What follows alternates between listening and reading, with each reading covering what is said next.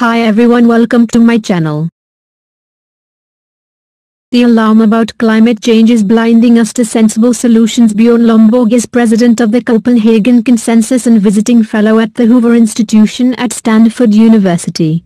This piece is adapted from his new book, False Alarm: How Climate Change Panic Costs Us Trillions, Hurts the Poor, and Fails to Fix the Planet.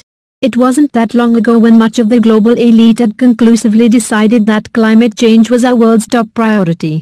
Then came a massive sideswiping by a global pandemic, of which we have only seen the first wave, along with an equally massive global recession.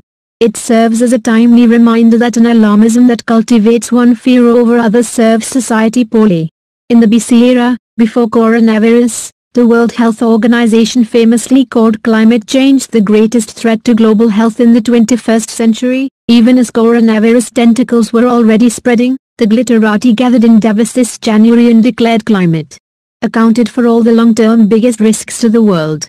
The media happily recounted a steady stream of catastrophic climate scenarios. Campaigners found climate dystopias excellent for fundraising. Politicians in search of votes promised to save us from climate harm with ever stricter emission regulations.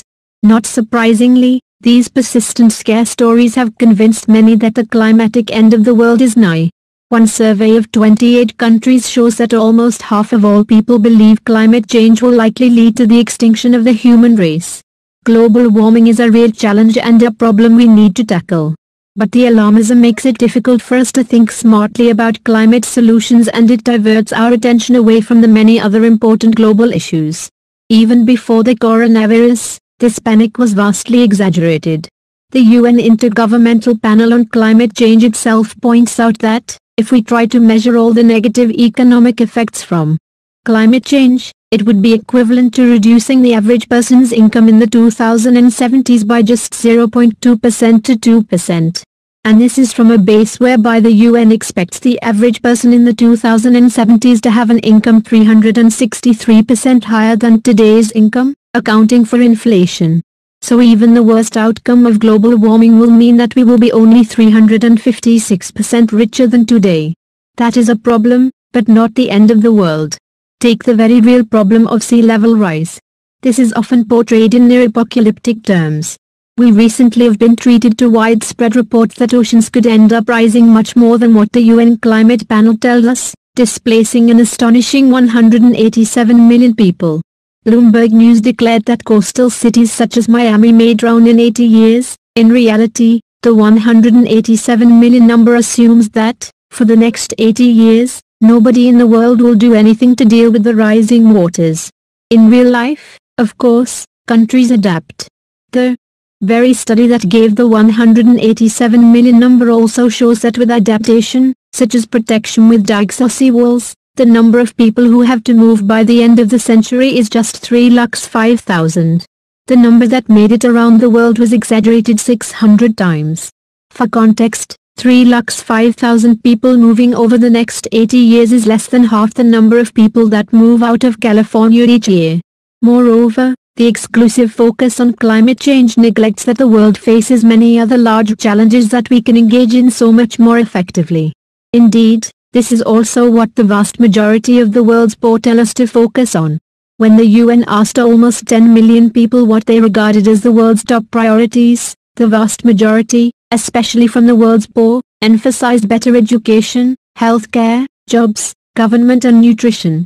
Climate ranked 16th out of 16 priorities, right after phone and internet access.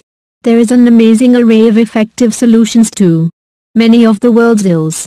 Nutrition is one of the world's top priorities, and for good reason. Effective nutrition in the first 2 years of a child's life helps develop the brain, improves the educational impact and results in dramatically better skilled adults. While nutrition only costs $100 per child, it boosts the average child's lifetime income by $4,500 in today's money. Essentially, it delivers a 45-to-1 return on investment. The same can be said for many health interventions. While we obviously need to continue to address the coronavirus pandemic, let's remember that the world's leading infectious disease killer is still tuberculosis. Tuberculosis is often overlooked, but it mostly kills adults in their prime and leaves children without parents. Yet, for only $6 billion a year, the world could save nearly 1.6 million people from dying annually. When my think tank, the Copenhagen Consensus, provided an analysis for philanthropist Bill Gates, he called the money he devoted to such disease prevention the best investment I've ever made. Of course, we still need to address climate.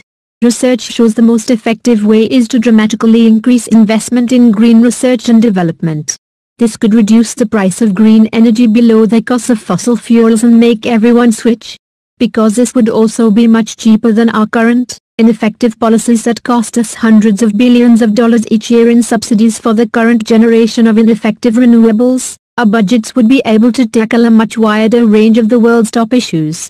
When false climate alarm makes us insist on invoking climate at every turn, we end up helping the world only a little at a very high cost.